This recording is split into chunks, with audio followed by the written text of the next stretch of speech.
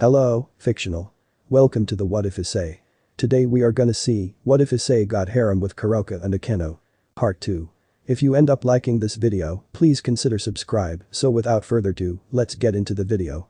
The next morning came rather quickly for Issei, but when he awoke, he found himself being pinned down to the bed by Akeno and Kuroka. Kuroka was completely naked, and Akeno was wearing a very thin teddy which was so transparent he could see her bright pink nipples. Well, this is a very nice view.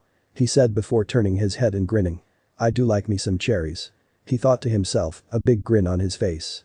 He reached down with both hands and grabbed both of butts of the two women in his bed, giving them hard squeezes. Oh, these feel so nice. I always knew they would feel nice. He said, grinning happily. Oh, I just love these kinds of dreams. Issei sounded out loud. Kuroka wiggled in his grasp and without opening her eyes, her sleepy voice rang out. I'm supposed to be the frisky one in the morning, Naya. Good morning. Kuroka said, opening her eyes and staring at Issei with a big grin. Naya, so you always have these kind of dreams? She asked. Issei nodded rapidly. Sure do. You're always in them too. He said with a big grin before he blinked his eyes. Wait, my dream? Kuroka talked about me having a dream. I'm not dreaming, am I? He asked, looking at Kuroka. Kuroka grinned at him. Naya, don't think so. She said, her tails beginning to swish back and forth as the lazy cat continued to wake up, and seeing her favorite human touching her in such an intimate way, got the cat to prepare to pounce. Issei, who knew your hand could feel so nice. Spoke a sleepy Akeno, who began to rub Issei's chest, scratching his abs. Issei's eyes widened and he leapt from the bed and turned to the women on the bed, who were now looking at Issei. Kuroka was laying on her side, her tail swishing as her eyes narrowed as she stared at her future mate. Akeno was on her back but propped herself up with her elbows. Both of them continued to show off their assets. I am so sorry. I thought it was a dream. Please forgive me. I would have never have done this if I knew. I'm so sorry. Issei continued to spout, bowing to the women. Before they could speak in return, the doorbell rang and Issei used that time to escape, acting cowardly. Kuroka let out a low hiss, seeing that Issei once again escaped from her clutches. I'll get him one day, Naya. Kuroka said before yawning and curled back up on the bed, immediately falling asleep. Akeno stared at Kuroka and sighed. Like a cat. She said, standing up and looking at the clock. It was 11 in the morning. Seems we missed school. She spoke out loud, though to herself. She got dressed into a dress and put on some underwear, before heading down the stairs to see what Issei was up to. Issei ran down the stairs and grabbed a shirt on the way from the laundry basket sitting on the dryer. He skidded to a halt and opened the door, only for his eyes to widen. His hands immediately sparked to life and a snarl on his face appeared. Hello. Issei was it? Spoke the male who was up in front, but it was not he who Issei was staring at. Behind him was Riaz and Sona and their respective peerages. Mind if we come in? I do mind. Issei said, slamming the door in the man's face, storming away, his hands returning to normal. Outside the door, Serziches laughed a bit. Well, he's full of energy. He said, before chuckling at his own humor. Serziches knocked once more on the door. Riaz turned to Sona and frowned. I don't like this at all, Riaz said. There's nothing else we can do. This is what must be done. We attacked him without a good reason. Sona replied. He attacked us, yet somehow we are at fault. Serziches knocked again while Serafal turned to the two kings. So if he attacked Kaneko and you attacked him in retaliation, it's really you at fault? Serafal asked, being very serious. She is a fallen angel. Riaz exclaimed. Who has been here at the Shinto shrine until she was attacked by other fallen angels, and the Haidu family has much of a claim to Kuo as you do, Riaz. Serziches said, who rang the doorbell. It seemed Issei was ignoring them. Akeno came down the stairs and went to the door, upon hearing the doorbell a second time. Akeno looked around to find Issei but couldn't see him, so she opened the door instead. Ah, you must be Akeno. Serziches said, only to have the door slammed in his face.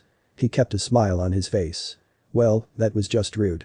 He said, laughing a bit before ringing the doorbell again. Serafal looked up at Serziches, clinging to her wand. Do you think we can get them to forgive them? If Cyrus finds out, she trailed off. Yes, I know, and he'll find out anyway, but we need to fix this anyway. He said with a sigh before ringing the doorbell again. Kuroka let out a low hiss as she woke up the sound of the doorbell. She could have sworn that was the 5th time it was rung. She glared at the door before hearing it again. Why the fuck is no one answering, Naya? She wondered out loud before putting on her kimono, heading down the stairs.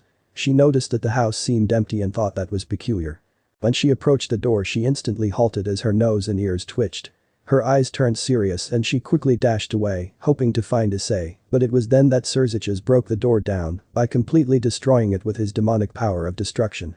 Apologies, but we must speak with, he trailed off as his eyes sharpened upon spotting Kuroka. Shit.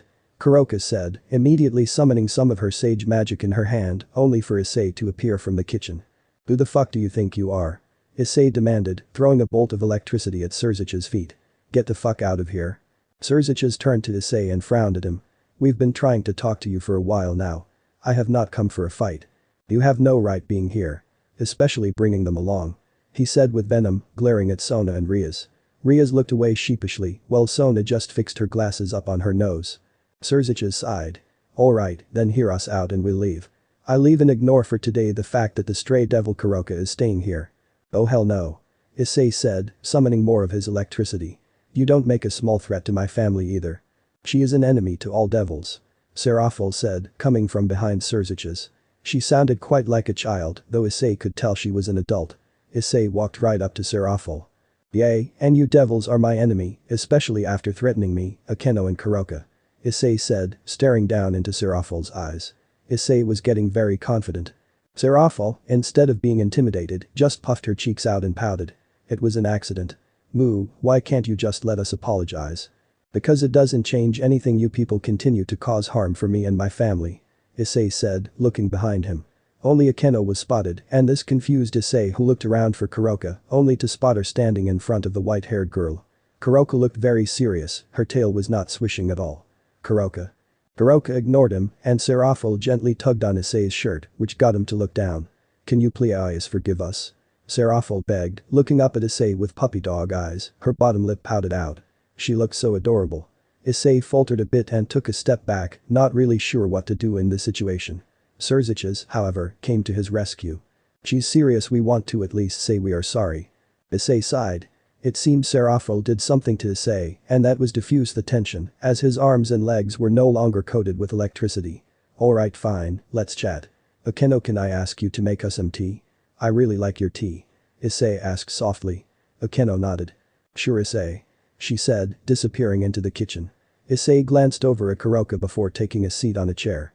Alright, what shall we discuss first? Issei asked. There's a lot to talk about, but I guess apologies first. Surziches said, taking a seat on a couch as Riaz sat to his left and Serafel sat to his right. To Serafel's right sat Sona. It was Sona and Riaz stood up. Issei, I'm sorry I attacked you and Akeno. We didn't understand the situation and we're only looking after our lands. I'm very sorry. I should have talked to Akeno and got her side of the story. Riaz said, bowing to Issei. Issei gave her a nod but said nothing. It was Sona's turn. Sona cleared her throat. Yes. I, as well, am sorry for attacking you. We should have handled the situation better. I hope that we can put this behind us. She said. Issei frowned slightly but nodded. He didn't like Sona very much.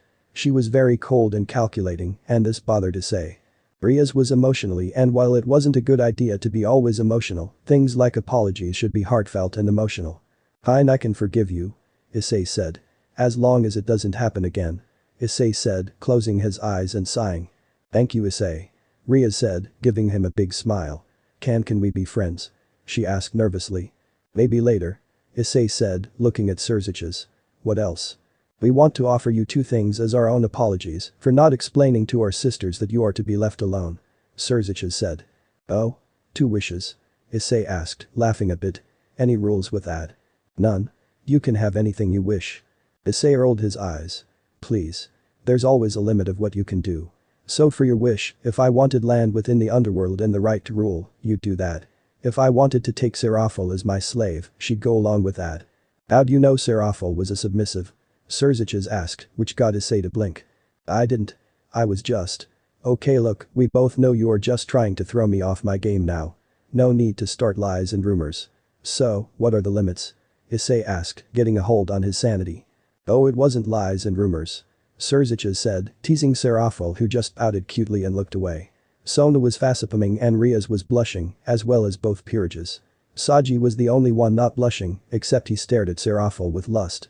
As for the limits, I can't give you everything. You're right, but I can at least tell you if your wish can be granted or not. So, do you have any wishes? Issei hummed. Can I get cash these in later? Serafel and Surziches looked at each other and nodded. Sure. Surziches said. Then, what's the next thing on the agenda? Issei asked, crossing his arms. He wasn't angry looking anymore. Seemed he did forgive them quickly. A good heart. Kuroka. He said, glancing back at the cat who was still standing in front of Kaneko who was staring up at Kuroka. What about her? She's my family. She killed her master and per our law, she is to be put to death. Surziches said. Oh, is that so? Well, I can assure you that won't happen. Kuroka is mine. She belongs to me and belongs in this house. She is to be left alone. She is insane and dangerous. So am I. That being said, do you even know why she killed her master, or are you guys just that quick to put blame? Surziches frowned. It wasn't me who led the investigation. He said. I am only going off of what I know. Then whoever led the investigation is either incompetent or corrupt. Kaneko, can you come over here? He asked the white-haired girl. With a nod, she moved around Kuroka and stood next to Issei's chair. Issei gently guided her to stand between his legs and face the devils. She didn't look nervous or anything, in fact she had no emotion on her face, but her eyes looked nervous if you look deep enough. Kuroka killed her master because of this child. This is Kuroka's sister, and Kuroka killed her master to protect her sister. Do you have any idea what that devil was doing? Issei asked and Surziches shook his head. Issei stood up and gently patted Kaneko on the head, letting her relax against his tummy. That man tortured his servants in order to get them stronger. Well, I do not like those things, it's perfectly legal. He went outside of his peerage and prepared to go after Kaneko and do the same to her, to drag her into his peerage. That man attempted to hurt an innocent young cat and force her to do things. I bet that's not legal. Surziches frowned and looked at Serafal, who shrugged. She basically said, I dunno. Kaneko looked right at Kuroka who looked away from Kaneko, embarrassed and shy. You did that because he was gonna do that. Yes, Kuroka said quietly. I didn't want you hurt. Kaneko looked up at Issei for a moment before moving away from him and going to her sister, where the two of them continued to stare at each other like before. Issei crossed his arms and stared down at the two satans. So, here's what you should do. You are going to remove the bounty on Kuroka's head and you are going to tell people what that man was doing. It's not that easy. Surziches said. You will make it easy because that is my wish from you. Issei said. Kuroka heard this and her eyes widened, seeing Issei use up one of his wishes to save her. He was even standing up for her against powerful enemies, ones that would kick her ass very quickly. She couldn't help but smile at this. Surziches smirked and nodded. So be it. I have no issue with fulfilling this wish. He said. Issei gave him a smile and nodded. Good. Is that all? He asked. I need to eat breakfast if you don't mind. Issei said, only for his tummy to rumble, which made Issei's statement very true. Surziches nodded. Sure. I'll head out. He said with a chuckle. Until next time, Issei. Tell Cyrus I said hello. Surziches said as he teleported out. Issei was about to ask him how he knew his father, but Surziches was gone. Issei sighed and turned to Riaz and Sona. Anything else to say? Issei asked. Sona shook her head and with that, she teleported out on her magic circle, along with her peerage. That left Riaz and her peerage as well as Serafal. Issei then noticed Serafal had snuck up and stood before him. Geez, you are hard to notice sometimes. He said with a laugh. Did you mean it? Serafal asked. Mean what? That you want me as a slave? Serafal asked, tilting her head cutely as she bounced around on her feet. Issei's sweat dropped and immediately became unable to answer. Luckily, Riaz came to his rescue. Lady Serafal. That's not the way to get someone to like you. You need to take it slower and ask him out on a date. She said, hoping to dissuade the Satan. Unfortunately, things didn't go as planned. Moo, you're right. Serafal said with a cute pout before turning back to Issei. I shall take you on a date. I shall see you Saturday. She said before teleporting away on her own magic circle. Issei blinked and stared at where Serafal was only to look at Riaz. She's not serious, is she? Riaz looked sheepish as she blushed. I think she was. Seems you attracted a Satan. Wait. She was one of the leaders. Yep. Surziches is also a leader, the man you were talking to. He's also my brother. Great. Just fucking great. Why did you have to give her that idea? He demanded of her. There are worse ways to die than going on a date with a Satan. Riaz said, teasing Issei, which got Issei to narrow his eyes. Noticing that Akeno had not returned with the tea, he frowned. She was hiding, but Issei wouldn't confront her until later. I guess I let her down nicely Saturday. Issei said with a sigh. Issei smiled at Riaz. So, what can I do for you? Riaz was about to argue about denying Serafal a date, but Riaz decided not to. Riaz smiled. Well, I was hoping that in order to foster better friendship between us, you'd join the occult research club. She asked, hoping that he would accept her offer. She figured asking him to be a devil was too much, but this way, she might still have a shot. Issei glanced over her shoulder at Kuroka, who was now having a quiet conversation in the corner with Kaneko. Issei wondered what they were talking about, but even his enhanced hearing couldn't pick it up. Issei looked back at Rias and hummed a bit. Sure. Sure, why not? I'm not angry anymore and I could use a club. He said. Wonderful. Since tomorrow is Friday and a half day, we can meet at lunch and I can take you there. She said, smiling. Issei nodded. And you aren't concerned about that? He asked, pointing over at Kuroka and Kaneko. It's not up to me. That is Kaneko's choice, and she seems to have accepted it. Rias said, nodding. Issei nodded. Probably for the best. I don't have any control over Kuroka, so I think she would have caused more problems if you told her no. He said with a laugh. She's a troublemaker. Issei said. Rias nodded. Was it true though? About what she did? It's what Kuroka said and I trust her. She hasn't done anything to make me not trust her. Rias nodded. It's very likely what she said is true. I'm sure my brother will find out what happened for real. She said before smiling at Issei. Well, guess I shall leave and get out of your hair. Probably for the best today. I need to wind down and talk with the other members of my house. I also need to eat. Mind if Kaneko stays? Issei shrugged.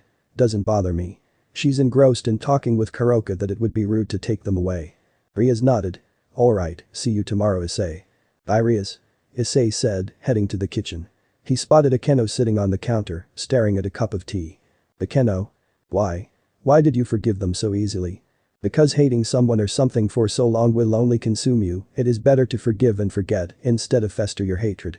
Issei said, gently moving between Akeno's legs and holding her hands, gently rubbing them. Are you mad at me? A little. Why did you put your life on the line? She asked, glaring at him. You could have died and you are only a human. She asked, looking at him angrily. Because I don't know what I would do if I lost you, he said quietly, looking at her hands now. I don't want you to leave me, he said. Akeno smiled softly and quickly hugged Issei's head to her breasts, holding him tightly to her. Oh, Issei. I don't want to lose you either cause I love you. Akeno said, taking Issei's lips for her own, kissing him deeply and passionately. Issei was released from the lip lock with Akeno after 20 seconds. His body had frozen up and when the fallen angel released him, he stumbled back a bit and crashed back onto the table, sitting on the dining room table. You were serious about the flirting was? Akeno smiled and climbed off of the counter, hopping onto the tile. Yes, Issei. It was all serious. I fell in love with you a long time ago, she said, climbing onto the table and into Issei's lap, straddling his waist as she pushed him down onto the table, leaning down to kiss his lips once more. However, it was not to be as there was two people standing in the doorway to the kitchen. Naya, well, what do we have here? Kuroka asked playfully, her tail swishing behind her. In front of her was Kaneko, who was staring at the pair. Issei. Kaneko said in her monotone voice before approaching the table. Issei was still under Akeno and staring at Kaneko. He looked confused, surprised, scared, happy and horny all at the same time. She stared up at him. I am not a child. She said before leaving Issei confused at what just happened. He then looked up at Kuroka for assistance and understanding. Naya, she heard you call her a child to the Devil Kings. Kuroka said, approaching the pair on the table while her tail swished. Now, what do we have here, Naya? Would it be that Akeno thinks she can steal what is mine from me, Naya? She asked playfully. Akeno gave her a smirk and gave Issei's lips a lick while Kuroka was looking. You're too slow. Akeno said, purring at Kuroka.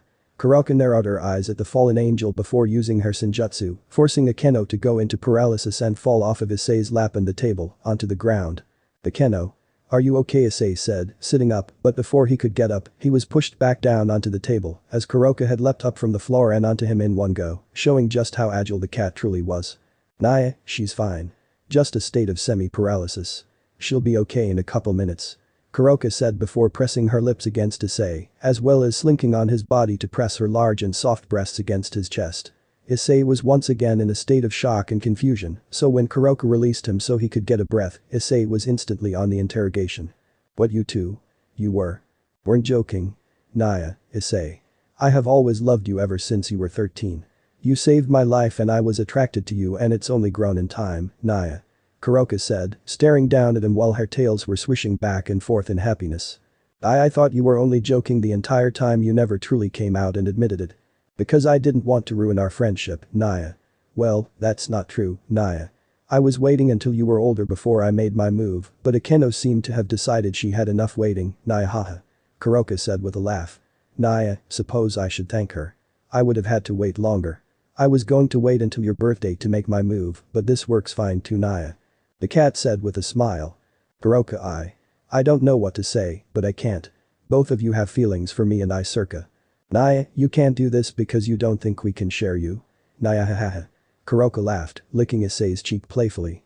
Naya, Issei. You have so much to learn about the supernatural. It's very common for harems to occur. What? He asked, blushing heavily as the thoughts of having several gorgeous women servicing him ran through his mind. Issei, such a lustful mind you must have to make that face. Akeno said, who was on her knees on the table, leaning over Issei. Akeno and Kuroka were leaning over him now. Kuroka had climbed off and sat on the other side of Issei, both of them staring down at Issei with big smirks on their faces. I am not lustful. Trying to lie to us, Issei. Such a naughty boy. Naya, naughty boys need punishment. Kuroka said. Both women leaned down and took his ears into their mouths respectfully. Kuroka had his right ear and Akeno had his left. Both of them bit down on his ear at the same time, which brought a low moan to go through Issei's body, making him shudder. This isn't a dream. Issei said, breathing heavily. He looked at the two of them, and Akeno smiled. No, it is not.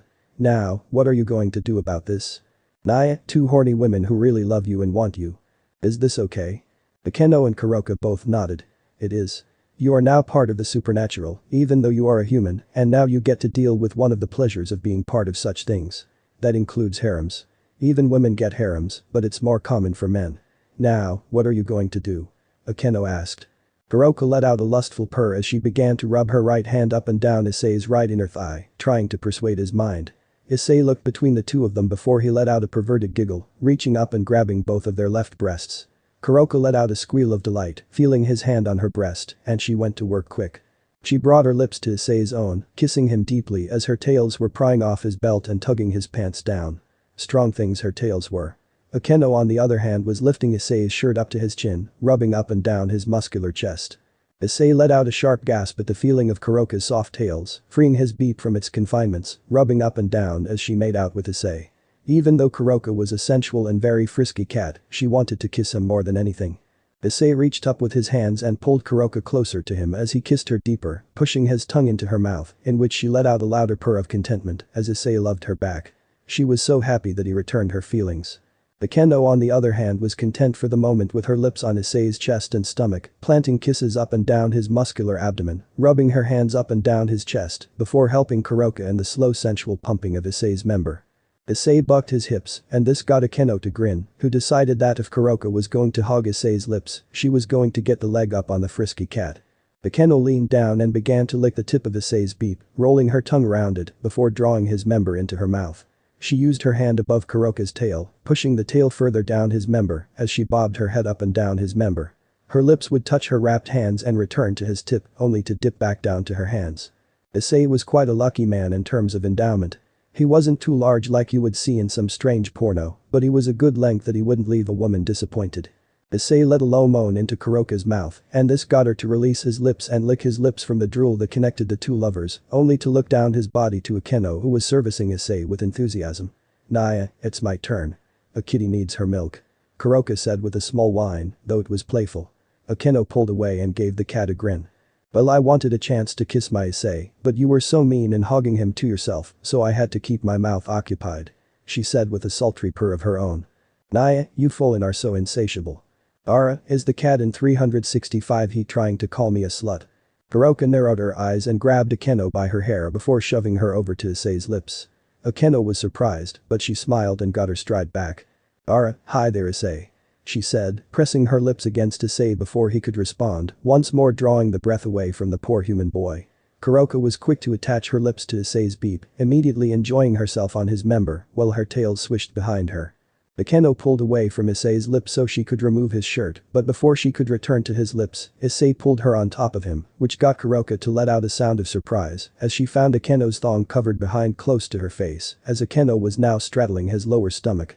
Kuroka didn't miss a beat and returned to her duties as Akeno was pulled into a kiss as Issei removed the orange ribbon from her hair, letting her knee-length black hair fall into a curtain around him, shielding the fallen and the human lovers from view. Issei let out a moan of pleasure as he bucked up into Kuroka's mouth, releasing his orgasm rather suddenly, surprising the black cat. However, Kuroka did not complain as she swallowed every drop with a loud purr of contentment before pulling Akeno back from Issei, getting Akeno to whine in displeasure, only for her to moan in pleasure as Kuroka kissed her, swapping some of Issei's semen that was in her mouth with a fallen angel who wrapped her arms around the black cat. Deepening the kiss which surprised Anekishu though she did not complain. They had an impromptu make-out session above Issei who got to see the entire thing like a peep show. Not one wanting to be left out of anything, Issei used the knowledge he gained from watching porn and began to rub the thighs of both women, squeezing and rubbing, which got the two women to moan into the kiss. Issei grabbed both women into his arms, which got them to release each other from their lip lock. He carried them off and up the stairs, getting the two women being carried off licked dolls to smile. Issei had returned their affections, and now they were to really consummate their love. Issei gently placed both women onto the bed before he climbed in between them. He smiled at Kuroka and began to undo her kimono, which was quite easy as he undid her sash, which was very tightly wrapped around her, and her kimono just collapsed around her shoulders, in which he just brushed aside the edges, and she appeared before him nude. She wore no underwear whatsoever, so he got a treat just from removing the kimono. Issei kissed Kuroka on the lips deeply for a few seconds before turning to Akeno, who had somehow undressed herself on the bed without Issei even knowing. She had on a purple thong, but no bra. Seems she goes braless. Such a vixen. Akeno pulled Issei on top of her and gave him a deep kiss, rubbing her feet against his legs, riding under him as she made out with him, her tongue dancing with his own in her mouth. Kuroka smiled and relaxed on the bed, watching her mates make out. When Issei pulled away and began to move, Kuroka was worried that Issei was going to choose Akeno first, but when Issei climbed on top of Kuroka and kissed her lips, she instantly went super happy.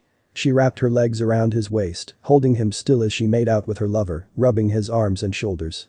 Kuroka felt her legs being removed from around his waist and she whined loudly at the actions, only to let out a loud growl of pleasure as Issei had moved himself so he could push his beep into her waiting beep, hilting himself inside of her. Kuroka let out a mewl of pleasure as Issei bit down on her neck and began to pump his hips inside of her tails wrapped around his left thigh. Her nails were scratching his back, leaving red marks and some drawing some blood, but Issei was too focused on her neck and his hips to worry about his back. Akeno crawled a bit closer, watching Issei disappear inside of Kuroka over and over, eagerly awaiting her turn with the man she fell in love with. So she was very surprised, yet very happy when Issei brought his right arm over and pulled Akeno over to him, grabbing her breasts in a blind frenzy, squeezing and groping her. The fallen angel moaned in happiness, shuddering under his ministrations, and she couldn't help herself. She began to rub her own beep, getting herself wetter than she's ever been, as her mind was filled with the ecstasy of being touched by a man. It never felt this good with her own hand, no matter how rough she was or how gentle. Issei groaned against Kuroka's flesh, his head moving down to take her left nipple into her mouth, where he sucked on it greedily, his eyes and mind overflowed with lust. His hips were not moving very fast, nor was he rough, as his mind also wanted their first time to be more than just pure sex. He loved Kuroka and had for a few years now, same with Akeno. They both meant so much to him. Kuroka was there for him the entire step of the way. She watched over him, helped him train, taught him everything she knew in Senjutsu, and she never taught anyone before. She took care of him in place of his parents and even patched him when he was being bullied. She was very kind and never once hurt him. They were always close from the very beginning, but now he was able to be as close as he could to her, and he loved it. With Akeno, it was different. Akeno was the one he watched out for.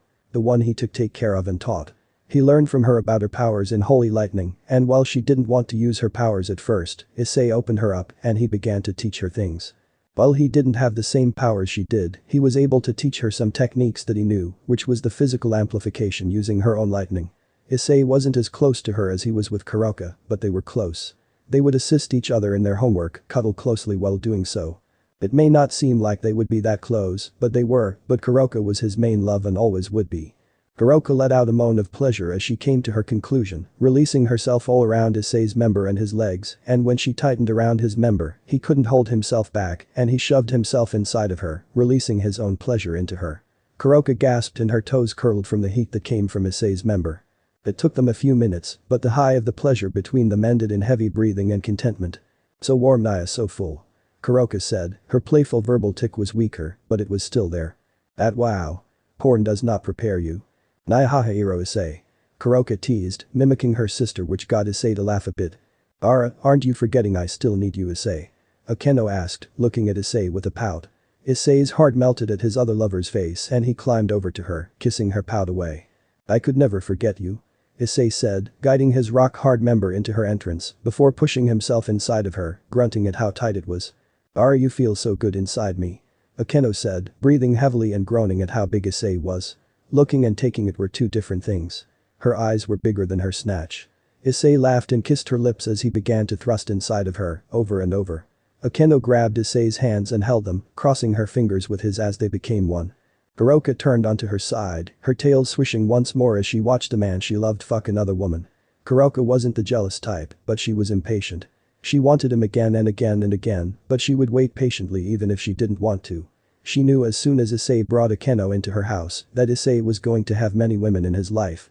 She thought that Issei would be only hers, but she couldn't deny that it was a pipe dream. She wasn't unhappy about it, not anymore. She trusted Issei to take care of her and keep her feelings in mind. She wouldn't be ignored, and this brought a smile to her face. Her Issei. Issei, at the command of Akeno, was ravaging her body. Her legs were pressed up against her chest as his hips were drilling down into her own, his sword sheathing itself inside of her body over and over, like he was trying to kill her with his beep. His forehead was against her own, their eyes closed as they drew ever closer to their climaxes. I say I'm almost there faster. Akeno begged, her curling as she felt her pleasure coming up upon her, and with Issei driving into her faster, she let out a loud moan of pleasure right as she came. Her juices splashed onto the bed and his thighs, and with her tightening, he came inside of her, filling her up just like he did the cat. Akeno let out a loud moan at the warmth, this one even louder than the one she did when she came. Fuck, it's so hot it's melting me. I say. Akeno swore, her hips bucking into his own, as if trying to cool herself off from the heat that was spreading throughout her body. Issei collapsed between his two lovers, gasping for breath as he closed his eyes, riding his own high of pleasure. His hands grabbed the hands of his lovers, squeezing them gently as he was sucking in air as if he was near suffocation. Wow. Was all he could say. Both women snuggled up to him, nuzzling into his neck as they had enjoyed their first times with their man. Naya, that felt so good I could definitely take a nap now. Kuroka said, closing her eyes and cuddling closer with Issei. Akeno had a big grin on her face as she began to stroke Issei's beep, looking at Kuroka who had her eyes closing. Kuroka was listening to Issei's breath while she was falling asleep. When she heard his breath hitch, she opened her eyes and noticed what the fallen angel was doing. She narrowed her eyes at Akeno who only grinned widely back at her. This woke the cat up who climbed back on top of Issei. Again? Issei asked, smiling at the two of them, and no words were said as Kuroka took another kiss. Issei and his lovers made love. No, they fucked the rest of the night, going for many hours. They drained the poor human dry. Or was it a lucky human?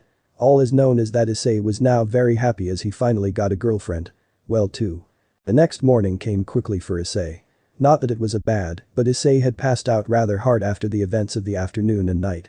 Issei, Kuroka and Akeno spent many hours writhing in the bedsheets as they made love. No, after the first time it just turned into frantic fucking. They fucked for many hours, and the two supernatural women drained the teenager dry, which resulted in him being knocked out hard. He let out a yawn and stretched in the bed, his body contorting into positions that looked like he was being exercised. After several bone and joint popping, Issei sat up slowly and rubbed his eyes, yawning once more. He looked over at the clock and read the time. It was 10 in the morning. Welp, I missed my first 2 classes. Think I'll just play hooky at this point. Issei thought to himself. Issei looked around him and noticed the 2 women were wide awake and staring up at him with shit-eating grins. They knew what he was thinking. Kuroka was the first woman to react. Naya, say if you aren't going anywhere, she said, trailing off as her hands began to snake between his legs to reach her prize. Akeno purred and reached with her own hands, hoping to help Kuroka in her task, but Issei rolled away, leaving the 2 women to whine at him. Naya, say come back, Kuroka complained. Are you 2 trying to kill me? I need to rejuvenate. Issei complained, still feeling tuckered out from the fun he had with his women. Kuroka whined and curled up. Naya, fine, I'm going back to sleep. She said, curling up and nuzzling into his pillow. Akeno sauntered off the bed and into Issei's arms. Yufu. Guess I'll be getting the first good morning kiss. Akeno said, pressing her lips against Issei's own. This got Kuroka's ears to twitch and her eyes open. Naya, dirty trick full an angel. Kuroka said, launching off the bed and tackling the 2 to the ground. Akeno and Issei laughed and both turned to the kitty, giving the cat a 2-way kiss on her lips, which led to a very hot makeout session between them for 10 minutes. After their makeout session, the trio got up. Kuroka went back to sleep while Akeno and Issei went down the stairs to enjoy breakfast before Issei would set out to meet the orc. Are you sure you want to meet up with the devils? Akeno asked. I'm not entirely sure honestly, but I gave them my word at the time. And I don't go back on my word. Issei said as he fried up some eggs and sausage. Are you sure they won't try to hunt us again? I don't know, but even if they do, I have to give them the benefit of the doubt. I guess I can understand them attacking you, but it doesn't change that they almost hurt you. I will always be there to protect you, Akeno. He said, in which Akeno gave him a kiss on his lips. I know, and I will be there for you as well. Akeno said, patting his cheek. Well, I trust your judgment and choices. Issei nodded, and the pair of them sat down and had a nice breakfast while watching some cartoons. They ate for about half an hour before Issei was pushed out of the kitchen by Akeno, who demanded to let her do the dishes for him since he cooked so he could go get a shower and get going. Issei had argued many times against her, but when she took out a wooden spoon to whap him upside the head, Issei bolted. Many times had his own mother brandished such a weapon, and it was a fearsome one. Issei climbed the stairs in record time, immediately removing his underwear, which was the only thing he was wearing even at breakfast, before grabbing a new change of underwear and shorts before climbing into the shower, which he turned on to make it nice and hot. He let out a low groan from the pleasure of the hot water on his back, which soothed the muscles on his back, which were strained from the eventfulness of the night before. He didn't even notice until there was a sponge on his back. Naya, we really did a number on you, didn't we? Kuroka asked playfully as she scrubbed the somewhat bleeding back of Issei, who had many scratch marks on him, which some drew blood. One or two might leave a scar. Oh, we both know it was all you and your damn nails. Issei said with a laugh before turning and enveloping Kuroka in a hug and a kiss, holding her flush against him as her tails wrapped around his right thigh. His hands held her waist, and her hands were tangled in his hair as she kissed him lovingly. It wasn't rough, but it wasn't gentle. It was passionate. Issei pulled away shortly, and the two lovers would wash each other's backs and fronts. No. They just washed each other, and they both enjoyed themselves doing it, getting even more familiar with the other's bodies. Perhaps even more familiar, as it wasn't an arriving horny frenzy that they touched and caressed each other. After they had successfully cleaned each other, Kuroka brought Issei down to sit in the tub as the shower poured around them. She laid her head on his shoulder, nuzzling into his neck. Her hands gently pawed at his chest and shoulders, simply wanting to be close to him. Nah, you're not like any man I've ever met. Kuroka said, playful and serious at the same time, which is why her tick wasn't as playful as it usually was. I'm just a human. It's not you being a human, Naya, it's you being a man. She said, kissing his neck. You're super kind and you care for me truly. You don't care that I am a Nekomata or a Nekashu for that matter. You don't care that I am powerful. You see me for who I am and it means a lot. I love you, Issei. Kuroka said seriously, looking up at Issei with her cute eyes. I love you too, Kuroka. You are very kind yourself. You don't care that I am different. You don't care that I am a human and weaker than you. You see me for me and that means a lot too. He said, smiling at her before kissing her lips again.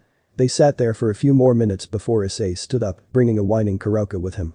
He turned off the shower and gave her her own towel before taking his own, drying himself off. After about 10 minutes, the pair got dressed. Issei was wearing a pair of grey track shorts and a grey wife beater before putting on a pair of grey socks and black shoes. Kuroka didn't have anything to wear other than kimonos, so she just had an arsenal of the same clothing style, but it was just who she was. After Issei got dressed, he turned to give Kuroka a kiss, only to find her back on the bed, curled up and already fast asleep. Lazy cat, he said, sighing and heading down the stairs. Akeno was tidying up the kitchen, finishing up with the counters. They weren't that messy, but she made sure it was clean and disinfected. She was wearing one of his shirts and a purple thong, smiling at him as he appeared in the kitchen. You be safe, okay? Akeno said, slinking into his arms and giving him a very quick kiss before pulling away. I will. Everything will be okay. He said, giving Akeno's forehead a kiss before he walked out the door, closing it behind him. Issei arrived at the school as it was being let out. He was sitting down on the school steps, hoping to be spotted by Riaz or someone in the orc to bring him to where the club was.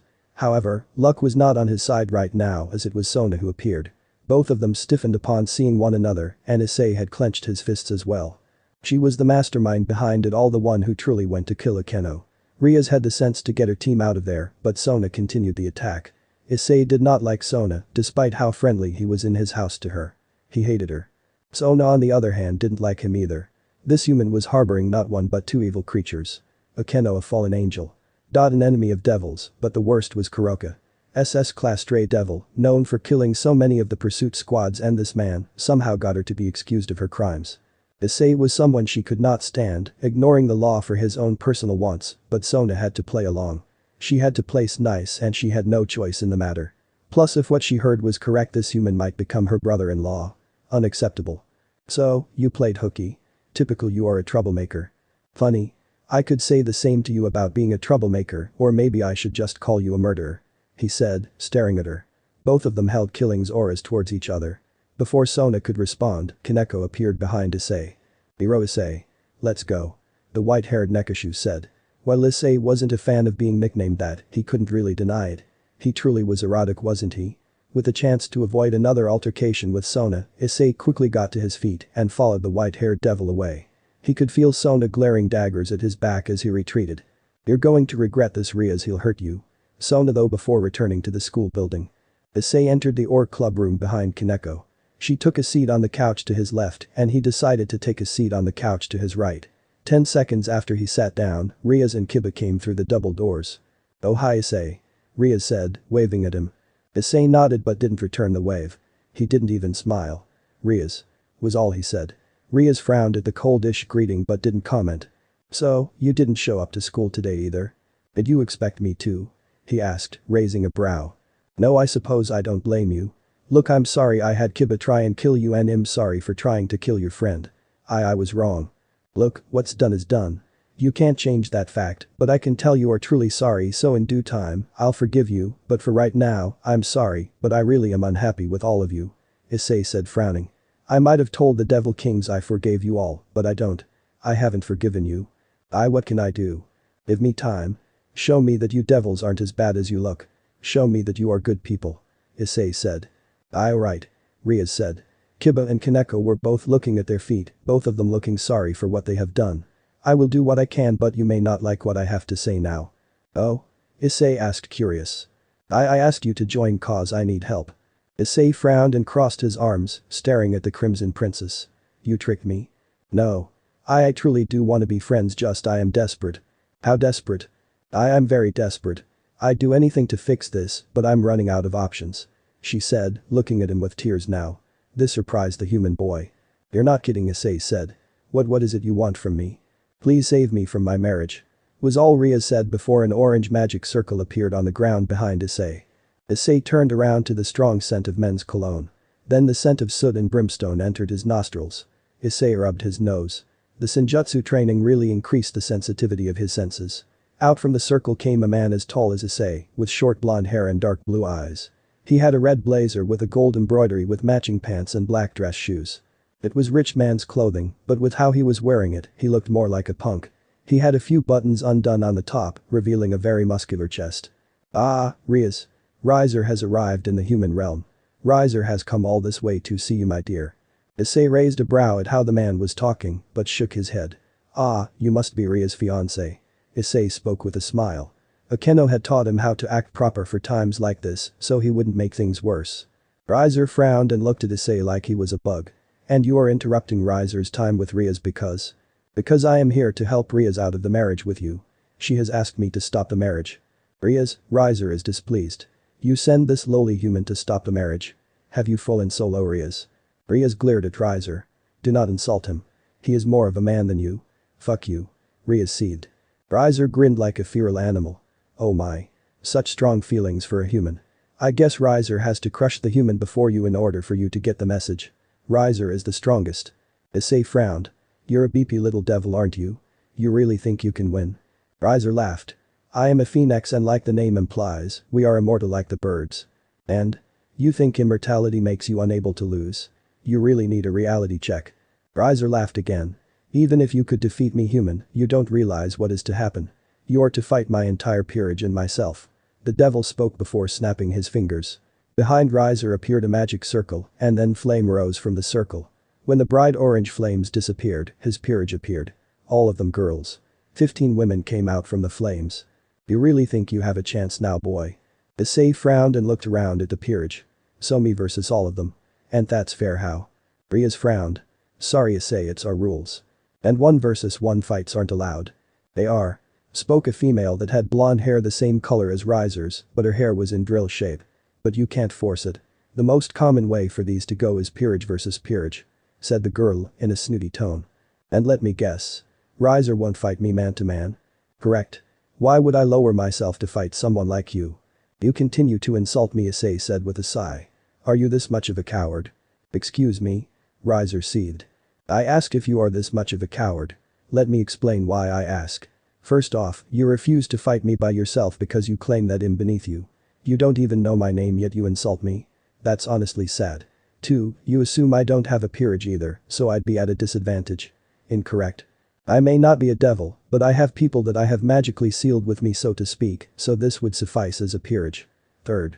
You continue to want Riaz as a wife for what fucking reason exactly? She doesn't want to marry you yet you are forcing it upon her. What coward does that to a woman? Issei said, shaking his head. You are an embarrassment. He said before looking at what Issei assumed was Riser's sister. I'm sorry for what you have to put up with. Ravel gave him a small smile before she stopped cause Riser glared at her. You insolent little whelp. I will enjoy destroying you on the battlefield. Riser said, seething in hatred. Issei sighed and was about to say something when the sister spoke up. You insult my brother. Why? I'm not really insulting him. I'm just stating a fact.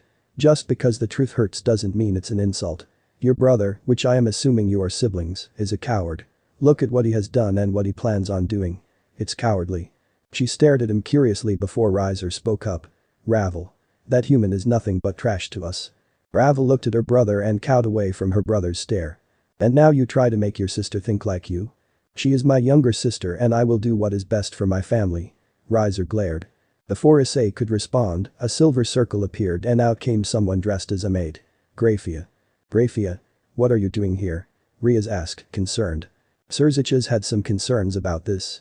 He was concerned that there would be some fighting here and called me in to settle it which is why if anyone here fights I will personally stop them. Grafia said, staring at Issei and Riser. When given such cold and ominous words from the strongest queen, even Riser would be fearful. Riser said, standing up straight. And you Issei Haidu? Are you going to behave?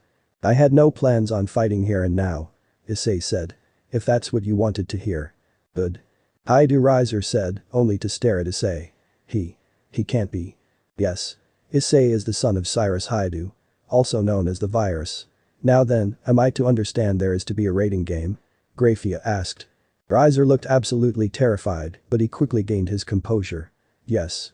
My peerage versus Haidu's peerage. In TW 3 weeks. Riser said, coughing. Haidu here is new to rating games and needs to train. Riser said. Issei narrowed his eyes.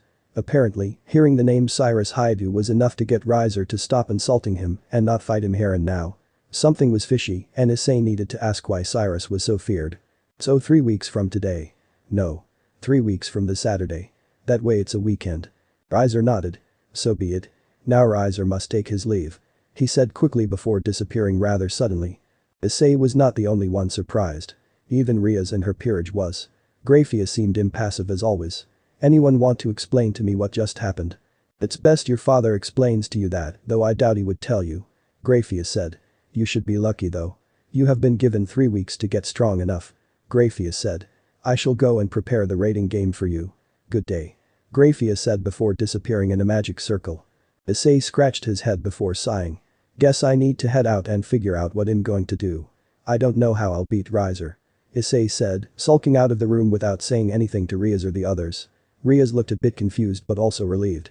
Think he can pull this off, President? Kiba asked. I don't know but for my sake I hope so. She said with a frown. Issei hummed to himself as he walked home. The teenager was deep in thought, scratching his chin. Up ahead a few hundred feet, a dark blue portal opened up and a woman with green skin and red hair stumbled out of it. Issei didn't pay any attention as his mind was spaced out. His body was on autopilot as he was returning to his house, but his mind didn't register anyone else in the area, which there was only the woman. Issei was shaken awake as a very sultry and silky smooth voice reached his ears. He stopped and his eyes focused in on the woman who had called out to him, looking at her. Ah. Apologies. Something I can help you with? He asked. His eyes moved from her face to take in the rest of her person. She wore a very light purple sweater, though it wasn't very good at covering her body. It stopped an inch under her breasts, revealing her stomach and her belly button. She had a pair of dark green track pants on and green shoes. Her eyes were a very brilliant light green. She was absolutely gorgeous. Hot damn. She looks like a model. Issei thought before looking back into her eyes and kept them there. The woman on the other hand studied the male before her for a moment. She watched his eyes dip down and she let out a frown for a moment before she stopped frowning as his eyes went back to her eyes. He is just like him, studying me for reasons other than perversion. Interesting. I just wanted to know where I am is all. She asked in her sultry tone. Ah. You are in Kuo though I'm curious about how you don't know that you're in the middle of the town. I got lost. She said simply. Where is Kuo exactly? Do you know where Gotham is? To answer your first question, Kuo is in Japan and it's about 100 miles from Tokyo. As for Gotham, I've never heard of that city. He said with a small smile. If you want, I can see if the library has any information on it. The woman frowned for a split second before moving towards Issei, her smile disarming. Oh, you would do that for me? You are such a good man, I can't help but give you a token of my appreciation. She said, smiling as she hugged Issei's shoulders and leaned in, her lips puckered. Issei immediately grabbed onto her forehead and pushed her off of him, surprising her with his strength. She was a very strong woman, but she was overpowered. This surprised her cause the man didn't look like he would be that strong. Sorry, but your thanks is enough for me. Issei said. Now shall we get going? The woman narrowed her eyes and clenched her fists. Before Issei could even respond, several vines came from out of the ground and wrapped him up like an anaconda would a deer. Issei gasped in response to the sudden attack upon him, and with plants no less. He looked at the woman who was looking at him like one would look at trash. Seems I underestimated your strength as a man. Guess I will have to do this with force. She said, pulling Issei to him with the vines as if they obeyed her command. Issei panicked for a second before he summoned his power. He immediately began to arc his electricity through his body, which got the vines to also begin to spark. Despite myths, plants conduct electricity. Wood does not. Plants, even trees, have moisture and liquid inside them. They produce their own electricity just like humans and animals do.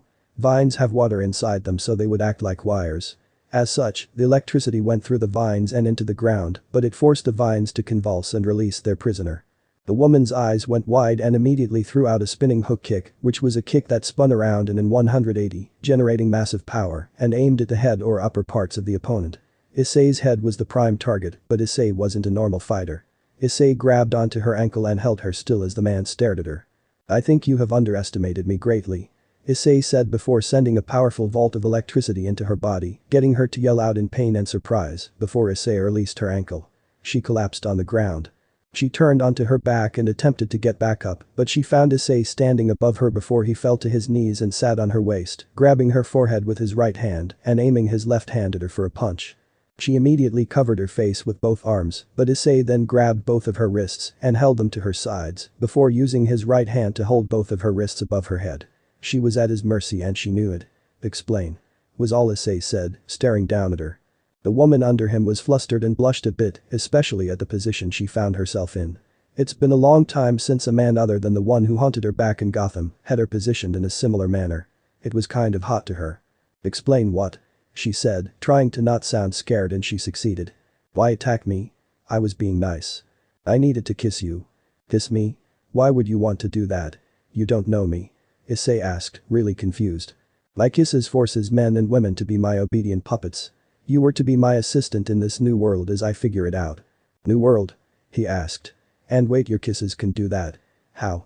I am a botanist and I created a lipstick that forces beings to my will. Oh, that's kinda cool actually. I have powers myself. I can use electricity. Yes, I can see that. She said, raising a brow at the teenager. The woman was older than Issei by quite a few years, yet here she was at his mercy. She had to wonder why she wasn't covered in bruises at this point, but she wouldn't ask for bruises either. She also wondered why the teenager wasn't angry with her and had suddenly said that her lipstick is cool. Well, it's true. Issei said with a grumble. So what did you mean by new world? If I had to hazard a guess, I am in a separate dimension. Gotham would be one of the most well-known places, just like Metropolis would be as well. Never heard of either. The most well-known cities are New York, Paris, Las Vegas and a few others, but I've never heard of Gotham or Metropolis. Like I said, I think I am in a new dimension, so I was hoping to get a fresh start here and rebuild. And to do that, you turn me into one of your personal flying monkeys. I'm not a witch. The woman scowled. But the point still remains. Issei said with a frown. The woman shrugged. It's how I do things. Issei frowned for a moment before shrugging. He released her and stood up, staring at her for a moment. Well, just be careful doing it here. You are in a new world, and you may find out doing such things will get you in very big trouble. You could be put to death very quickly here. Thanks for the advice. Oh. The library? She said, trying to lighten the mood. Oh no. You already had your shot at the library. Issei said. Now you can just suffer. Issei huffed. The woman grinned. This teen was a very interesting boy. Oh, don't be like that. She said, her sultry tone seeping once more. Can't you forgive little Almi just this once? She asked, attempting to seduce the man. Nice try. Issei said with a grin. As hot as you are, you're still a mystery to me and I don't fuck on the first date. He said with a laugh. The woman smiled at him for a moment. This is what it was like with Daniel way back then. She thought. She had a big smile on her face from the memories. Same with her. I wonder if she came with. So what's your name? Issei asked. Poison Ivy.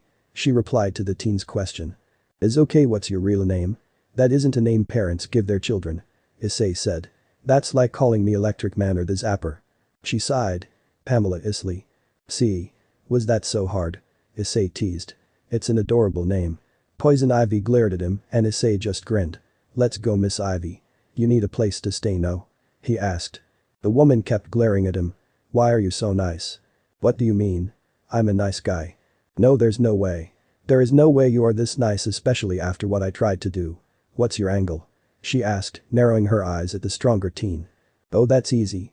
I wanted to see you naked, so I'm going to peek on you in the shower. He said, sounding completely serious. I know when someone is screwing with me. She said, the older woman crossing her arms over her chest. Issei shrugged. Think whatever you like. Shower cameras. He said, walking off towards his house, not looking back to see if she was following him. The woman continued to glare before she followed the teen. Such a strange boy. She thought as she walked faster to catch up to the teen who was going back into deep thought. Wonder what's on his mind. He's once again spacing out. After a 5-minute silent walk, Issei suddenly refocused back to the world around him and activated a magic circle, surprising the woman next to him. Magic. Seems some things are the same between our worlds. She thought as he put the magic circle up to his ear and then removed it. The circle was around his ear like a headphone. Dad. I need to ask you a question. Do you still have the ray sphere? Can you come home? He asked in rapid succession. Ivy couldn't hear the conversation, but Issei looked a bit sad. You can't come home, shit, what do I do? Wait, you have the ray sphere? Anyway, you can send it here? You can? Thanks. I plan on activating it again to amplify my powers. Yes, I figured there's a chance it would backfire, but I have to try. Because I'm saving my friend from a marriage. Alright, thanks, Dad. Issei said, closing the magic circle and sighing. Wanna explain to me what just happened? Ivy asked. What parts exactly? Well, what was with that circle thingy? It's magic. Magic exists in this dimension. It did in our world too. So, what did you talk about with your father? Well, to make a long story short. I have to save this girl from an arranged marriage and now I need to reactivate the object that gave me powers and hopefully, it doesn't kill me. Hopefully it just amplifies my powers. You're risking your life in order to save someone from a marriage? Yep. That is the gist of it. I cannot get stronger from where I am. My body has reached its limit and I haven't figured out a way to get past the hump I'm on. So this is my solution and I don't have another. The only way to solve this problem is with violence, and while I do not like that I have to use violence to solve my problems, I will do so. I mean, I enjoy a good fight, but for politics and such. Disgusts me. I don't like politics. Issei said, rambling on. Ivy smiled a bit. You remind me of a crime fighter back in Gotham. He would do anything in order to do what is right to him. You might get along with him, but he's probably dead. Probably. Well, the reason I left my dimension is that this villain known as the Joker got his hands on a very powerful dirty bomb. He probably wiped Gotham off the map and contaminated the water surrounding Gotham. Arkham Asylum is gone too, more than likely. Well, I and many others attempted to escape. I heard about these portals that would appear at certain times and certain locations, and it just so happened a portal appeared just in time to save me. I don't know if anyone else survived except myself. I tried to get my girlfriend to come with me, but I couldn't reach her when the bombs were going off. I'm sorry. That really sucks. I would have loved to meet her and this crime fighter. Ivy smiled. You're sweet. Not a typical man. Men usually are only good for destruction. Hey, I like to destroy things too. He said, grinning as he raised his hand and sent a powerful lightning bolt at a trash can, blowing it up. It fried all the trash, disintegrating them. Congrats. You just saved the earth a bit by destroying trash. Like I said, not a typical man. Ivy said with a grin, teasing the teen who just puffed his cheeks out. Whatever. Issei said, opening the gate to his home before closing it and locking it behind him. Well, this is where I live right now. Yes, I do come from money, but no, I'm not a snobby rich kid. I can tell you aren't. You're just an arrogant childish teenager. Ivy grinned. Issei glared at her before huffing. It was then a black blur came out of the house and tackled into Issei's chest, clinging onto him like an animal. "Naya, I missed you, Issei. Welcome home, Naya," she said with a purr, nuzzling the boy. Her tail was swishing behind her as her ears twitched. "Ah. Hello to you too, Kuroka. Ivy, meet Kuroka, Kuroka meet Ivy," Issei said, gently petting the Nekomata on the head. Kuroka looked over Issei's shoulder, studying the green-skinned woman with curiosity. "Hello," Ivy said, staring at the pair who were cuddling. "Hello," Kuroka said, being serious. "You smell like a garden," she said, sniffing. "And you look like something that coughs up hairballs," Ivy retorted with a smirk. "Alright. That's enough. No need for you two to fight," Issei said, carrying Kuroka off into the house as Ivy followed. "Naya, whatever you say, Issei dear," Kuroka replied. Issei sighed and shook his head. He tossed Kuroka onto the couch before making his way over to the closest door under the stairs. He opened the door and fumbled around for the light switch. After turning it on, he placed his hand onto the wall to his left, which was to the left of the door, and began to feel around. After a few moments, part of the wall pushed in and revealed a keypad. Issei was given the code and entered it. It was his birth date. His father truly loved him. "Issei?" Kuroka asked, walking up confused. She has never seen that keypad nor knew there was something hidden. A door opened up across from the closet door and revealed a very small hallway, but at the end of the hallway was an elevator. Akeno appeared wearing nothing but an apron, holding some tea. "Hey Issei, I got you some tea, what's going on here?" she asked, looking at Ivy and then at the open door. Issei looked over at Akeno and gave her a big warm smile. "Oh. I'm going to get stronger," he said before moving into the closet and then into the elevator. Everyone followed him shortly, crowding into the small elevator which moved with a lurch, going down. Upon arrival, which only seemed to move down about 4 floors, came upon a large laboratory. A lot of computers and terminals as well as tables and chairs inside, as well as what looked like a gas chamber with a large metal bed. The bed had 5 straps. "Issei, how exactly do you plan on getting stronger?" Akeno asked, staring at the chamber with the bed. "I'm going to recreate the accident that made me. I am going to activate the weapon that my father and mother created." "Issei, that's dangerous. I forbid it," Akeno said, grabbing Issei by his hand, who didn't pull away. He turned to her and smiled. "I appreciate your concern, but there's no other way. I promised to save Riaz from her marriage." "That bitch who tried to kill me," Akeno demanded. "Why would you save that cunt? She apologized and she left us alone after I beat up Kiba. She cares more about her own people than she does her orders. I wanted to give her a chance to earn the forgiveness, and this is me being nice, you know that if I didn't help her I wouldn't be me," he said, which got Akeno to smile, kissing his hand as she nuzzled into it. "Alright, but you better make it." "Oh, I plan to. I have no plan on dying tonight. Haven't seen enough boobs or had enough sex yet," he said, grinning at his 2 girlfriends. Kuroka grinned as her tail wagged while rolled her eyes and smiled. Issei grabbed onto the blue sphere and placed it into the microwave-looking machine. Clamps grabbed onto the sphere and held it upright. Issei smiled at Ivy. "You going to stay and watch?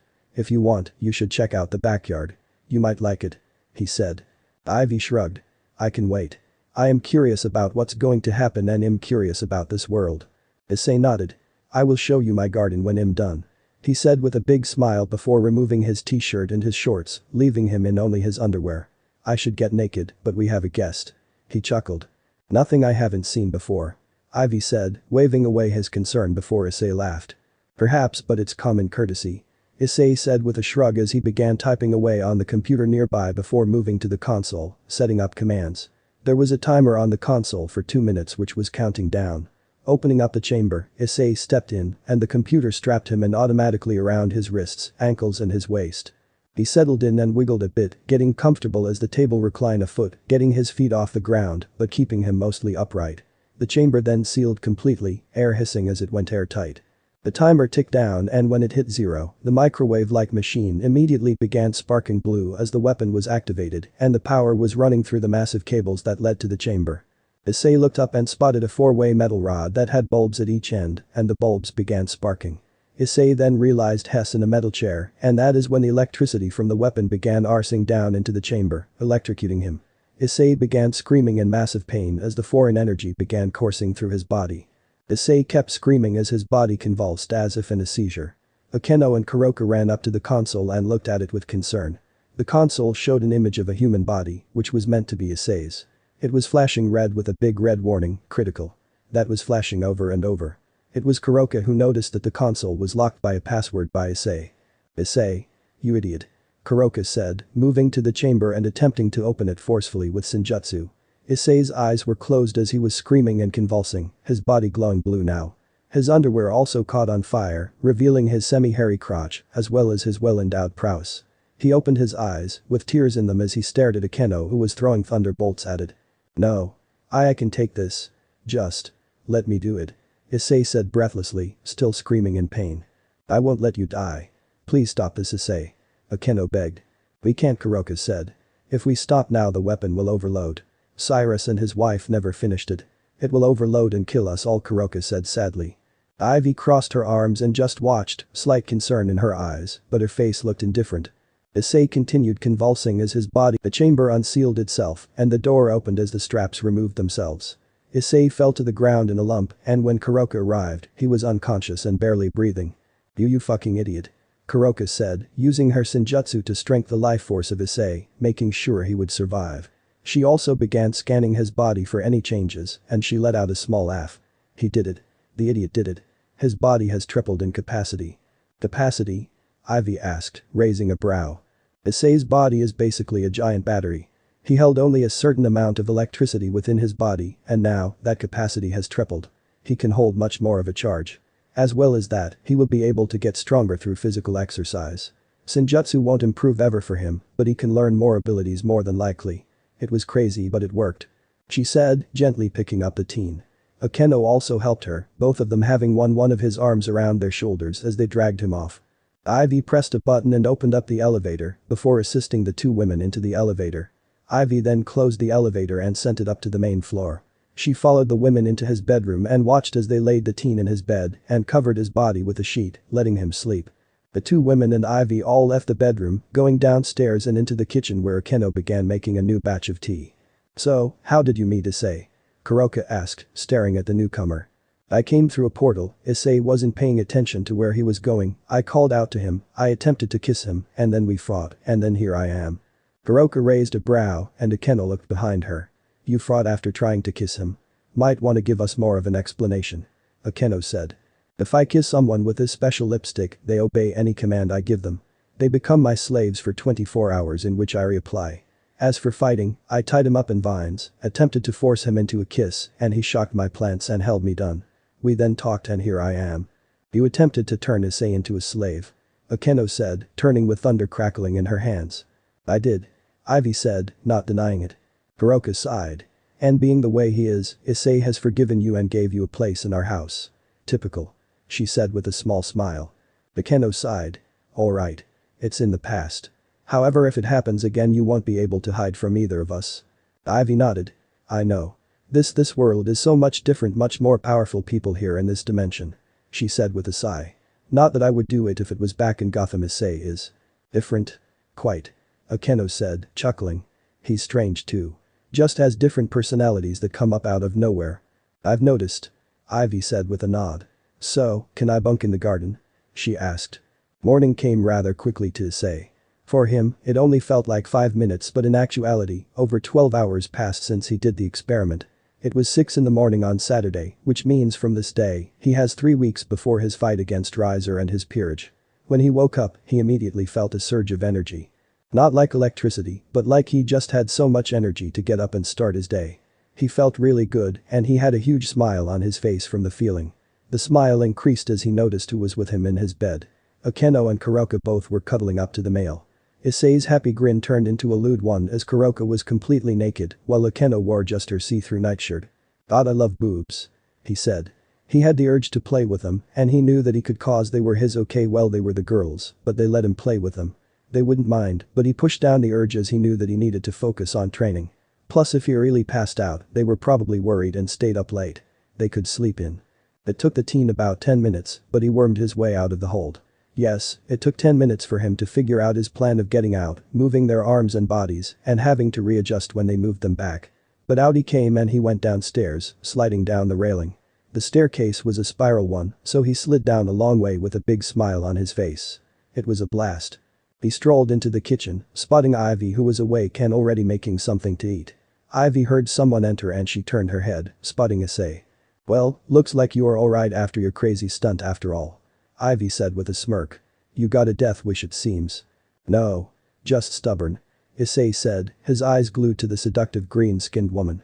Ivy was wearing pretty much nothing but a bra and panties which were green. They also had floral patterns on them. Ivy noticed his stare and smirked. "Typical boy," she said, shaking her head in mirth. "Eyes are up here, Haidu. Yeah, but your legs and tits are below them." Issei said in a trance-like state only for his eyes to widen. He looked up into her eyes. "I'm so sorry." "Shit. I'm sorry," he said as Ivy was giving him a very cold stare. She then grinned and started laughing. "Relax. I shouldn't expect anything different from someone your age. Plus you at least know you were doing something inappropriate." "Yeah, sorry. I like the bodies of women." "Good to know that you like mine," Ivy said with a smirk. "So whatcha think?" Honestly, you are strange.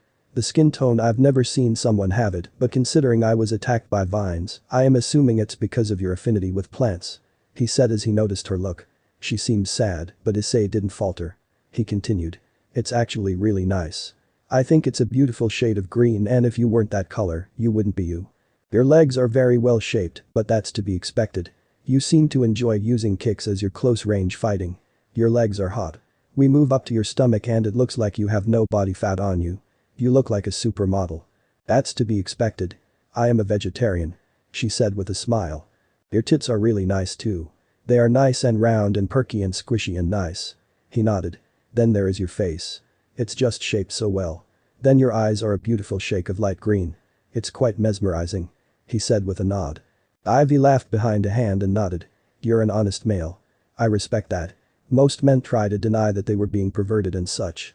Honesty is very attractive. I don't like to lie if I can help it. I lie sometimes myself, but I try not to. My father taught me it's best to be honest, even if it gets you in trouble or someone else in trouble," he said with a nod. "Respectable. So, about your garden. I am surprised. You don't take me as someone who enjoys gardening." "Well, for the most part those plants out there are just for consumption. I have a few flowers that are there for decoration, but I do it to make the edible garden look better. If you come up to my room, I have several plant species you might like." "Oh? Inviting this little old lady up to your room already? Should I wear something comfortable?" Ivy teased. Issei blushed and looked away before shaking his head. "I'm training to be a chef, so the garden is great for making food here." Ivy nodded. "That makes sense. You've really surprised me and I am glad that you did surprise me. So, what do you plan on doing today?" "Working out to get my body stronger while also working on my fighting skills. That will be for the first week. Next Saturday I will get into training my powers and trying to learn more skills, and the week after that, I don't know yet. I will see how I feel after the second week to see where I might need some improvement, but it's probably training my powers. I should let my body rest for 3 days before the fight." Ivy nodded. "Well, I might be able to help you get stronger. I'm a chemist and I've created natural steroids without any side effects.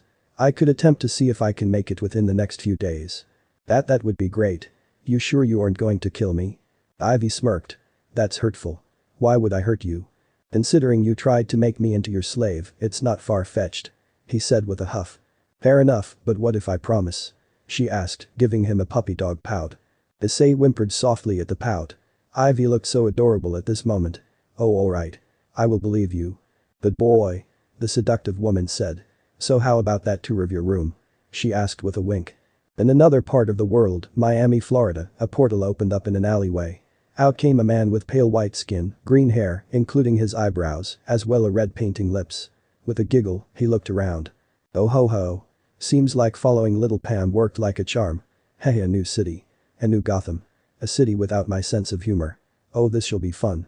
He laughed and skipped off into the city. In Hawaii, another portal opened up alongside an erupting volcano. Lava flowed to the left and right of the portal, as it was on a pathway. Lucky pathway and portal. Out from the portal came a woman dressed in a jester uniform. It was checkered with red and black coloring. It also had tassels with white bulbs on the end. "Geez, Red. Couldn't you wait another 2 minutes?" she whined, looking around. Oh shit. She noticed the lava and quickly ran off, hoping to find some cover and hopefully, her girlfriend. Ivy followed Issei around the city. Issei had a large backpack on him, and by the looks of his training, it was ridiculously heavy. It probably didn't help he had large steel balls attached to his ankles that he was dragging through the town. She and Issei looked like quite the pair. First, there was the fact she's green in color, but also wearing a normal outfit for her. She was wearing a skin-tight, almost leather-looking suit that stopped about 4 inches before her breasts would end, so this meant a lot of cleavage showed.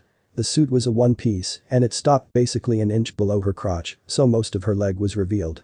She was also wearing green gloves that went above a few inches below her shoulder. Her outfit was seaweed green. She was wearing a pair of seaweed green boots that was about 6 inches up from her ankles. Then there was Issei in a bright orange t-shirt, a pair of track shorts that were grey and a pair of hiking boots. Issei was also carrying a huge backpack and ankle weights. Very strange to see. So, tell me about Gotham. Issei huffed and puffed. What exactly do you want to know? What did you leave there? He asked, groaning. Ivy frowned at the question and looked up at the sky. My girlfriend. Harley Quinn was her name, and she's also another criminal like myself, but I loved her to pieces. I tried to get her to come with me, but I couldn't reach her, so I jumped through the portal without her. She said, a tear going down her face. Issei stopped his moving and turned to look at Ivy. I see. That really sucks, but perhaps she made it after all. Issei said. There has to be more people from Gotham that made it out, and I'm sure Harley read your message and found a portal. Maybe you should put up a wanted ad or something that posts that you are here in Japan, but using code names. Like on Caracolist. He said with a smile. That's actually smart. When we get home I'll do that. I shall assist you. Issei said, starting to move. Now, what else can you tell me? You said you were a criminal, right? What made you say you are a criminal? Did you have any enemies? Ivy sighed. You won't hate me, right? Don't know. Don't think so. I'm sure in your own way you had your reasons. Issei shrugged as they walked along the streets of Kuo. I hope I'm not making a mistake. The woman muttered before gently brushing some of her red hair from over her left eye. I am known as an eco-terrorist. I do things in order to save the environment. I've killed people by turning rich businessmen and women into trees. I've captured parks and murdered rapists, pedophiles and muggers. I increased plant life in these parks and even tried to do so in Gotham. Turning Gotham into a plant utopia. Issei raised a brow. A plant utopia. I actually am curious on what that would be like. I never succeeded so I couldn't tell you, but I would destroy a lot of city buildings and create buildings out of plant material instead of steel. People would eat more plants and less processed foods. As much as I am a vegetarian, I wouldn't let people not eat meat either. Oh wow. That might be interesting to see, but I am sad to tell you that this world wouldn't accept it either. In our world, people with powers are actually in secret. Not your world where powers seem to be in the open. In our world, we keep it a secret and if you don't you are generally put to death. I see. A pity. Not really. You can do whatever you want with my garden and my yard. Make it flourish. He said with a smile. So enemies. There was a man known as Batman in our world. A crime fighter. A lot of fancy tech and toys. He was the enemy of any villain in Gotham, but he wasn't the only enemy. There was also enemies like the Joker. He was a big villain who basically attempted to kill anyone, even villains. The Joker. What is he like? Sadistic. Vile, disgusting. Harley, my girlfriend, used to be his girlfriend. He would beat the living shit out of her and dump her outside. I'd take care of her and nurse her back to health, only for her to run back and it would repeat itself. He has a pale white face, like makeup, green hair and blood red lipstick. So he looks like a clown. Well, if he survived, I will kill him for you too. No hesitation. Death is common in the magic world and I no longer care if I kill people. Especially those who deserve it. Interesting, you are extremely kind yet you kill. That's the world I live in. That's all. Issei said as they made their way back home. It was a 4-mile round-trip adventure. Well, that would be nice if we didn't have to worry about a sadistic clown over our shoulders. She said with a big smile. I am glad to be of help. Issei said with a chuckle. They arrived home and he put away the backpack and the weights before heading down into the living room. Issei got onto the computer and made a fake account on Caracolist. From there, he placed an ad in looking for connections and paid about $300 in order for it to appear at the top for a month. He made the post. Lonely Fern looking for kind-hearted blonde jester to meet up in Kuo, Japan. The address was for Issei's school. Issei put the post online and turned to Ivy. Alright, well that's it. We hope your girlfriend is intelligent enough to look online for hopes. I think this is a wonderful idea, but a fern? It's a plant. Could have picked something more seductive. Like what? Like a sunflower, a rose or a tulip. Well, shut up. Ivy patted the head of the teenager before heading off to the garden out back. Issei's home got much more interesting with a sarcastic tease living with him. In Honolulu, the jester-dressed woman was no longer in her uniform. Now she was wearing a similar outfit, but this time in a dress form. She didn't have a hood and the dress was bare on her inner shoulders and her neck and revealed a lot of cleavage. Her pants matched the top. She was currently in a computer cafe, doing some research about where she was and where to go when she stumbled upon Carouselist and came upon a posting. "Lonely fern seeking blonde jester read you made it," she said with a smile as she jotted down the address and located the area. Now she ran off to find a boat or a plane she could hitch a ride on. In Miami, the clown was standing in an office surrounded by 4 dead bodies, 2 of which were children. He was on the computer, giggling. My Poison Ivy and Harley Quinn in Japan. It must be my lucky day. I can't wait to see my Harls again and the things I am going to do to you Pammy Whammy," he said, giggling evilly before standing up and facing the family.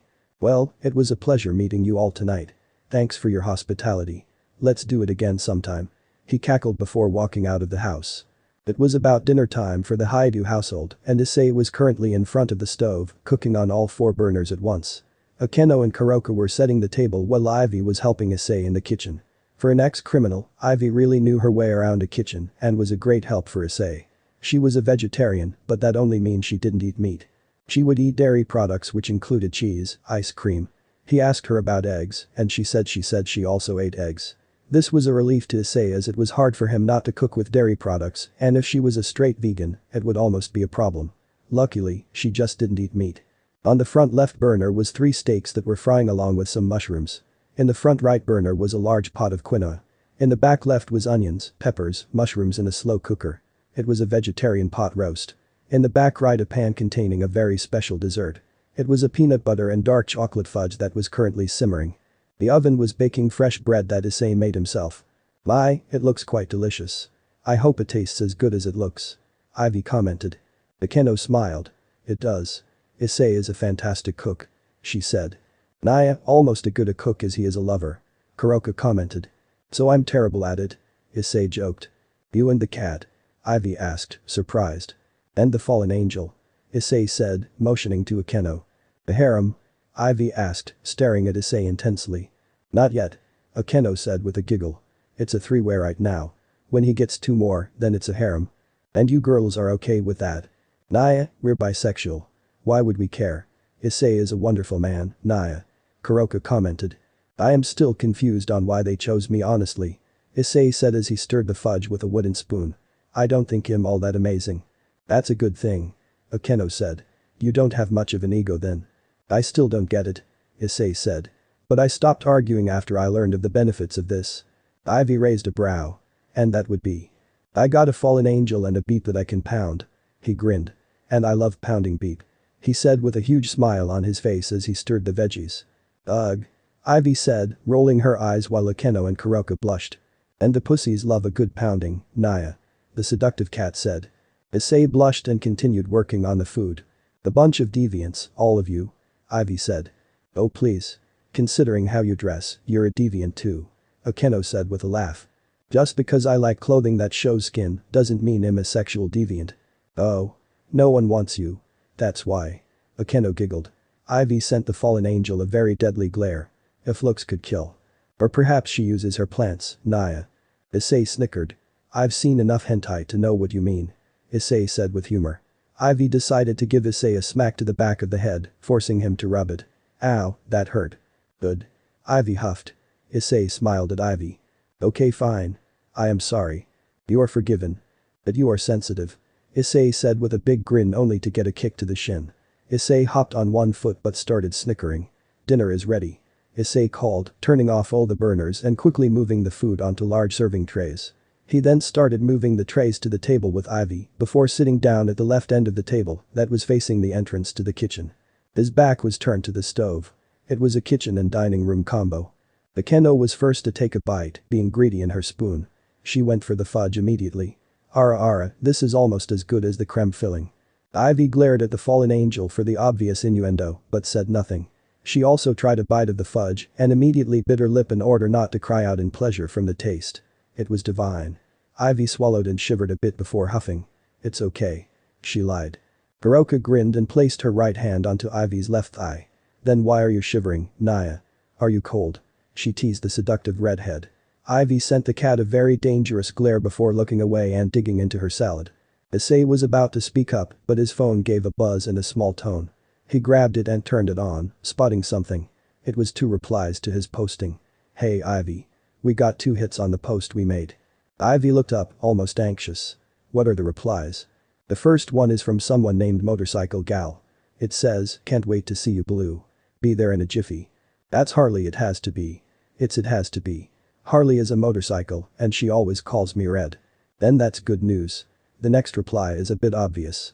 It's by someone named Chuckles. It says, can't wait to see you. Gonna take you to the comedy joints. The Joker is here, Ivy said with a frown. He looked online for the posting too. I wouldn't be concerned. Kuroka and Akeno can use magic and make sure there is a surveillance net in the city.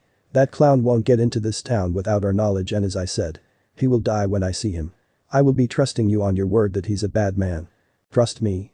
You will understand when you meet him. Ivy said, shuddering. We'll see. Issei said, going back into his food. Kuroka grinned at Issei and Issei noticed.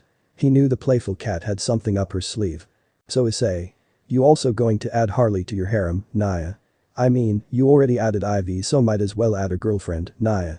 Issei began choking on a large piece of steak before shoving his fist into his gut and expelling the steak into a napkin before glaring at Kuroka. What makes you think Ivy is part of my girls? I haven't even kissed her. Naya, but she wanted to kiss you. To make him into my slave. Ivy countered. I have no plans on sleeping with Issei. Why not? Akeno asked, getting into the teasing mood. Cause. I'm dating Harley. So? You can both join. Akeno said with a grin. No. I don't want him. Ivy said, getting flustered. Naya, what's wrong with Issei? I mean, he's been nothing but great to you. Kuroka asked. She screamed, taking a big swig of her wine and focusing on her meal as she fumed in silence. Akeno. Kuroka, come on. Don't pick on her. Akeno grinned. Pick on her? I would never. Naya, I would. The cat said, swallowing a piece of her steak. Issei shook his head and continued digging into his meal. The four of them were now eating in silence, but for one of them, their mind was loud. It's not like he's a terrible choice, but springing that on me out of the blue. No class and no tact. Ivy grumbled in her head. The four of them finished up their meals and Akeno, with the help of Issei, started cleaning the dishes in the sink before placing them into the dishwasher. As soon as he finished, Kuroka leapt on top of Issei and began nuzzling his cheek as she rode him like he was giving her a piggyback ride. Naya, Issei. This beat needs a pounding. She whined playfully. Akeno grinned and leaned against Issei, pressing her breasts against his chest. I concur with that cat. Let's go. She said, immediately dragging Issei off. Ivy looked over at them and Issei gave her a small smile. Have a good night, Pamela. Issei said, giving her a wave before being yanked away by a amorous fallen angel. Ivy shook her head and walked off into the garden. The next morning came quickly for Issei, and as soon as he tried to move his legs, he let out a gasp of pain. His legs were sore and hurt. He then had a huge grin on his face as he remembered the activities that got him nice and sore. He looked to his left and then his right. Both of the women that engaged in such activities were next to him. Sex is great. Issei thought with a dirty grin. He wormed his way out from the grasp of the two women as he began to limp slightly out of the room and towards the kitchen. Ivy was there once again, making her breakfast. She turned and gave him a small smile before noticing the limp. She smirked at him. Rough night. You could say that I'm only a human, and those two are supernatural beings. It's hard keeping up. It's not the only thing hard. Ivy commented with a self-satisfied smirk as Issei looked down, noticing his morning wood. Issei blushed for a moment before huffing. Please. Hold your applause. He said, trying to seem confident. Quite a large one, might I say. Seems you do have some ego in there if you are flaunting it off. I'm not flaunting it off, you pervert. It just so happens it's morning and I am a male. Pervert. How do you figure? You're the one staring. Issei countered as he decided he would get in on the fun that happened at dinner. He walked right up to Ivy and stared down into her eyes, smirking. Want a touch? Issei asked in a purring voice. Ivy's left eyebrow twitched and all she did was place a hand on his face and push him away. You would like that, wouldn't you, deviant? Well, yay. Issei said with a grin as he began to make his breakfast, which was 3 eggs, ground chicken fried and leftover quinoa. Ivy rolled her eyes at her host before following him into the dining room with her own breakfast, which was eggs, spinach and a slight bit of hot sauce. Ivy and Issei ate in silence for a few minutes before Issei took out his phone. There was a post on the website post. Issei read it and raised a brow. Seems like your girlfriend will be here this afternoon. Seems her plane will be landing. How the hell did she get a plane? Ivy looked really excited. We have to go meet her. Relax. We will. I've messaged her personally and gave her instructions to follow. She will be seeing a movie this afternoon and we are to meet her inside. Why? Simple. If the Joker gets here first, we don't want him just waiting and meeting Harley. So when Harley lands, she will instead sneak off and get to the movies. I see. Smart. I try. Issei grinned. Thanks. Ivy said after 2 minutes of silence. Eh? For everything you've invited me into your home, and now you are helping me reunite with someone I care a lot for, so thanks. Oh. Don't mention it. I have more than enough room here and I like to do good things. I can see that your girlfriends were right, you really are a nice guy. I can see why women would fall for you. Issei sighed. Just because I'm nice. I don't get it, but I won't argue with them. Women always win arguments. I'm aware. Issei grumbled. Well, until the movie, which is at 4 p.m, I will be training. Oh, actually I will be meeting her alone. I don't want you in any danger, just in case the Joker does show up. I will escort Harley here. Deal? Ivy frowned for a few moments before sighing. Yay, deal. I understand. Just bring her back safely, okay? Will do. He said with a big smile before heading out for his daily training. Unknown to Issei, but he forgot something very important. A certain twin-tailed woman. Issei had moved into the basement of the house, in the laboratory. The laboratory wasn't just where he was given more power. It had a wide open space for training.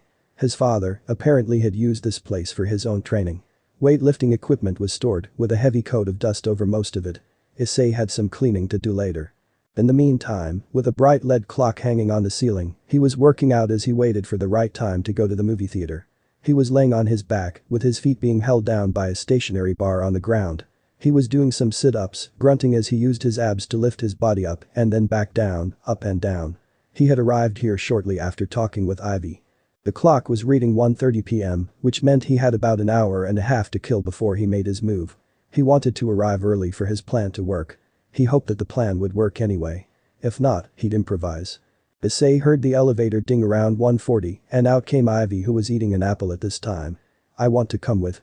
She spoke in between bites. No. Issei grunted, lifting himself up again and again and again. He put on a vest that had chains attached to the back, which would give him resistance, as he would have to lift weights when he sat up in his workout. Grunt. Dangerous. Grunt again. You don't understand, the Joker is not just a clown. He's dangerous. Ivy retorted. Issei let out a loud grunt and sat up one last time before he laid down and undid the vest, his chest heaving from the strain.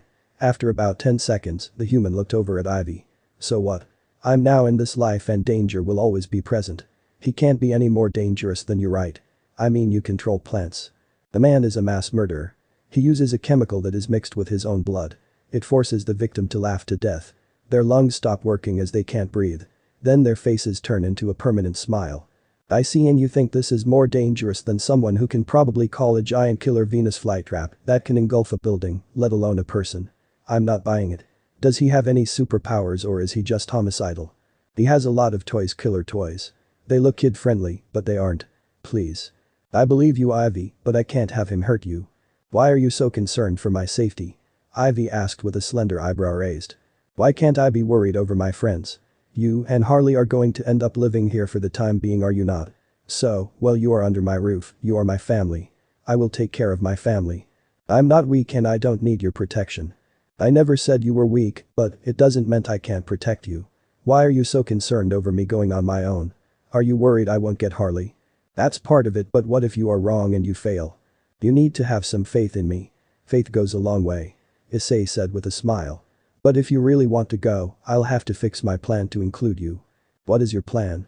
Issei smirked and filled her. At first, she frowned at him and scowled, but as he continued to explain his plan and how it would go, the frown slowly turned into a smirk and she found herself seeing just how devious Issei could be. The clock struck 3:20 and Issei finished 2 more reps with the weights before placing them back onto the holder. He sat up and reached for his water bottle, only for the lightly green-skinned woman to hand him the bottle. She was his spotter, standing above his head while he worked. So, do you feel any stronger? Ivy asked Issei as he continued to down the bottle of water. Issei shrugged and brought his right hand up, letting his electricity arc between his fingers. No, but I don't feel so full either. I don't feel stronger nor weaker, but I feel like the plug on my power has been removed and I can finally expand. Just have to keep working on it. What do you think you can do to get stronger? Ivy asked as Issei would quickly step into the laboratory shower, which didn't have any glass or anything. Issei just stripped naked before Ivy and showered quickly, just to clean the sweat off. He didn't use any soap as it was just a rinse before he got dressed and placed a cool towel around his neck. Issei shrugged. I'm not sure. I need to practice more of my hand-to-hand skills as well as more senjutsu, which is the art of kai, with Kuroka. I need to think of new ways to use my electricity. My body is already storing more energy than before, but all it does currently is let my fight longer before recharging. I need to find a way to increase the power of the electricity already stored, but I am unsure right now. I'll find a way, but I should be enough to fight the Phoenix. Phoenix? Riser Phoenix is the guy who is trying to marry the woman I'm trying to save.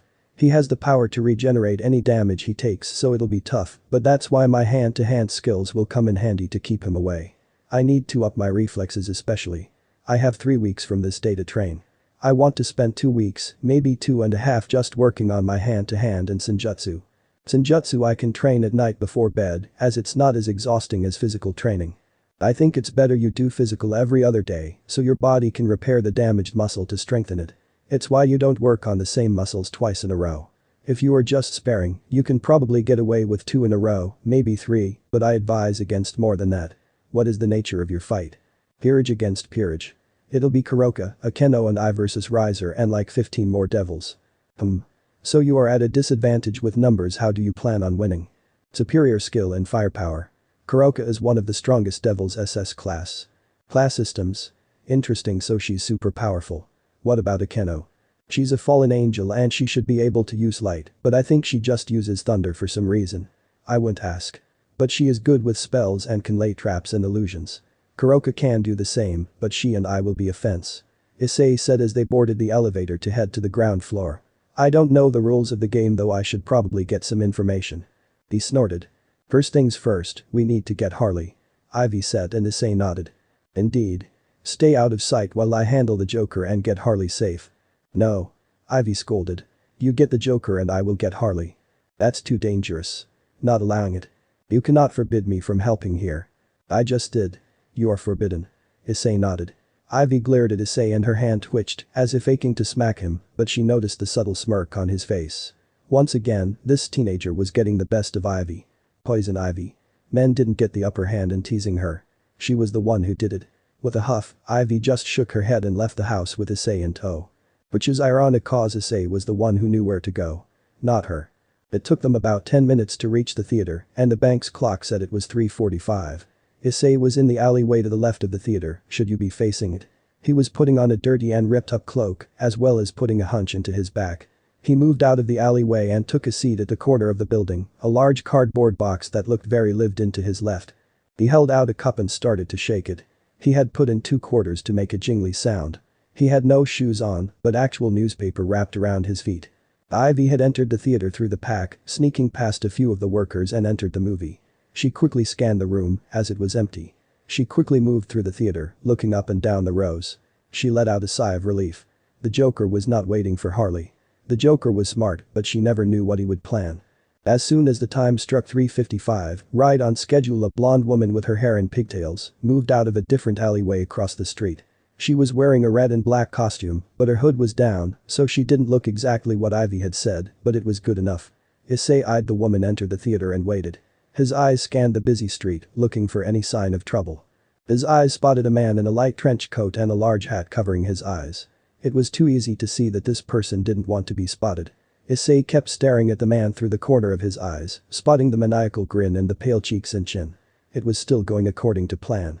Issei quickly took out his phone, sending a text message to Ivy. Issei had picked up a throwaway phone for Ivy on their way here. He's here. Get Harley out of there and quietly, but quickly, move out the back. The way you came in. I'll be there waiting. He sent before putting the phone away and moving into alleyway to await his prey.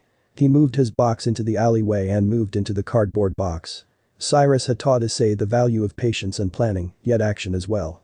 Sometimes, charging in head first was the right strategy, but sometimes you want to plan out your actions. This was one of those times, if anything was to be believed by Ivy, which Issei had no reason to call her a liar. Ivy was waiting in the theater on the far side, closest to the exit of the particular screen she was in. She didn't have to wait long, as 5 minutes of waiting, and a minute after the text, Harley appeared. She spotted Ivy and started to run. Her mouth opened, but the signal of shush by Ivy was spotted and Harley knew something was up.